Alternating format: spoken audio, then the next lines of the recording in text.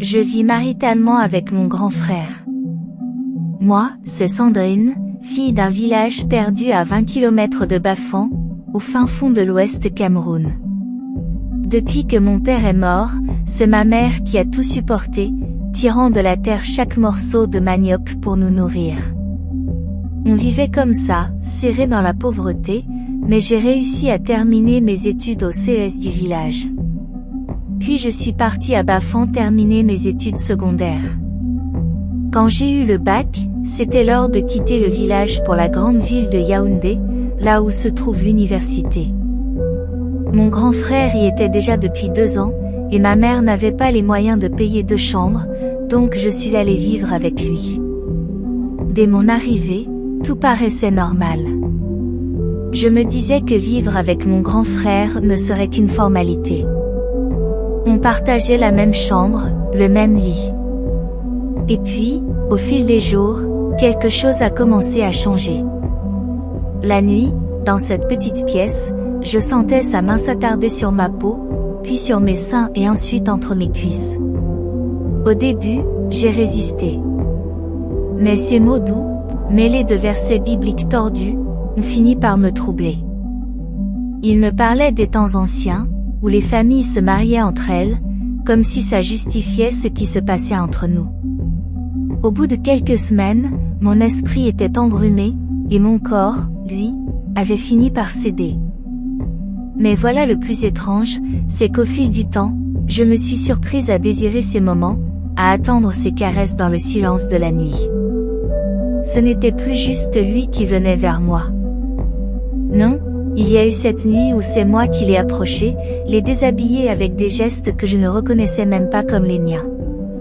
J'étais devenue avide de ses attentions, de ses lèvres contre ma peau, de ce qui se passait entre nous, de sa langue qui parcourait les mystères que cache mon corps et savourait délicieusement ce qui se trouve entre mes cuisses. Chaque soir devenait une danse interdite, un secret partagé à 2 dans cette chambre suffocante de Yaoundé. Et ce n'était plus juste des rencontres volées dans la nuit. Je suis tombée amoureuse de mon propre frère. J'étais jalouse.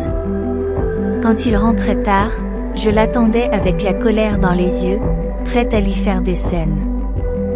Je levais la voix sur lui, je le grondais comme une femme jalouse gronde son mari.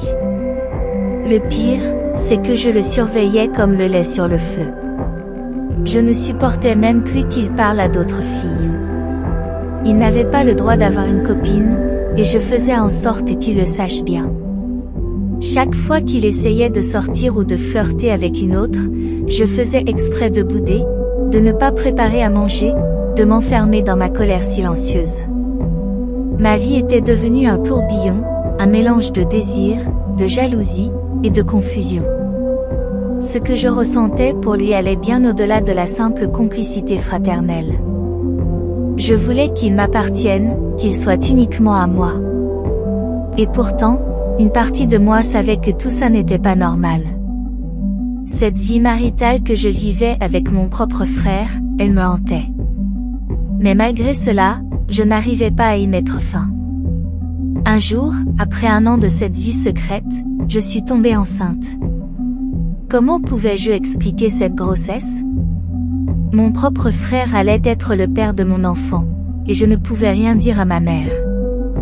Nous avons caché la naissance du bébé comme on cache un trésor maudit. Mon frère est devenu à la fois mon amant, le père de mon enfant, et mon secret le plus sombre. Quand je suis allée rendre visite à ma mère au village, j'ai laissé l'enfant avec lui, et ma mère n'a jamais su ce qui s'était passé. Aujourd'hui, je suis encore là, coincée dans cette vie impossible. Chaque nuit, je me réveille avec cette réalité écrasante, mais je n'arrive pas à me libérer. Comment quitter cette relation quand je suis amoureuse de lui, quand je n'ai pas de moyen de m'en sortir seule? Cette histoire, c'est la mienne, mais elle m'étouffe. Je veux être libre, comme toutes les autres filles, mais je suis prisonnière de cette vie que j'ai construite avec mon propre frère. Aide-moi à sortir de là. Que dois-je faire? Aidez-moi, pardon.